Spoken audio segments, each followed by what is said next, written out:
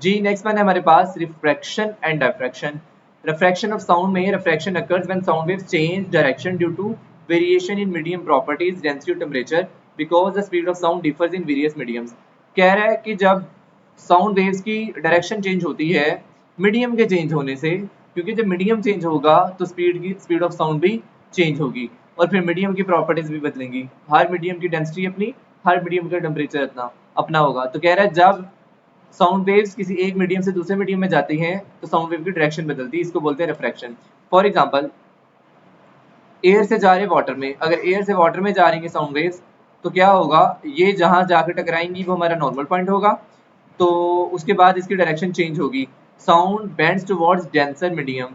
Water जो है वो डेंसर मीडियम है, एयर जो है वो रेयर मीडियम है। रेयर मीडियम इस तरह का मीडियम जिसकी डेंसिटी कम होती है और जिसकी डेंसिटी ज्यादा हो वो डेंसर मीडियम।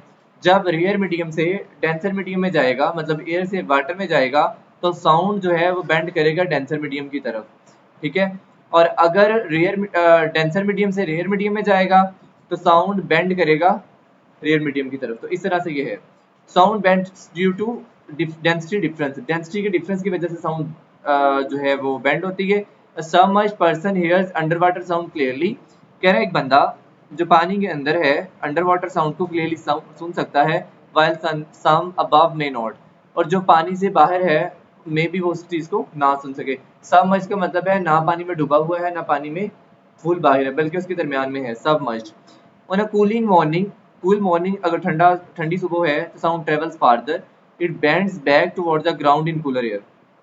तो ये कूलर एयर में वापस जाती है। That's why distant train horns और birds calls sound clear at dawn. तो यही वजह है कि आपको परिंदों की जो आवाज है वो सुबह मॉर्निंग में ज्यादा क्लियर सुनाई देती है, जबकि पूरे दिन में परिंदों की आवाज इतनी ज्यादा क्लियर नहीं सुनाई देती। क्यों? उस दौरान जो साउंड वेव्स हैं वो, क्योंकि साउंड ट्रेवल फार्दर करेगा और बेंड करेगा toward the ground in cooler air, तो ग्राउंड की तरफ बेंड कर रहा होगा, ठीक है, डेंसिटी के डिफरेंस की वजह से।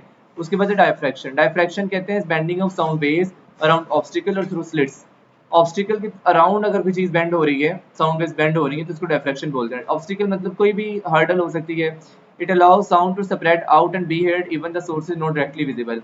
कह रहा है कि आपको इस काबिल बनाता है कि आपको साउंड सुन सकें अगरचे आपको सोर्स उसका नजर नहीं आ रहा। ये ऑब्स्टिकल है, यहाँ से साउंड वेव्स जा रही थी, यहाँ जाके इस पर टकराई, टकराने के बाद ये डिफ्रेक्ट करती हुई बाहर की तरफ सेपरेट आउट करेंगी।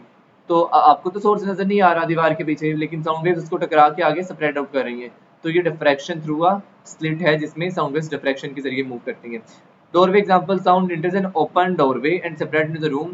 कह रहा है अगर दरवाजा खुला है तो साउंड वेव्स दरवाजे के जरिए से एंटर होंगी और पूरे कमरे में फैल देंगी और आप उसको सुन सकते हैं अगरचे आप किसी कॉर्नर में भी मौजूद हैं।